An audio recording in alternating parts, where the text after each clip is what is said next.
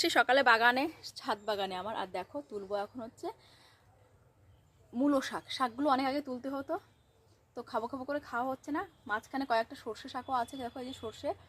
আর এইদিকে দেখো সর্ষে কিন্তু, দেখো জমিতে সর্ষে কিন্তু একদম পেকে গেছে, দেখেছো ফুল হয়ে গেছে, পাকার মতো হয়েও গেছে, দেখো ফল ধরে গেছে। তো যাই হোক, মজা করে লাভ নেই, তুলতে এসছি শাক, আর শাকগুলো তুলে নেব।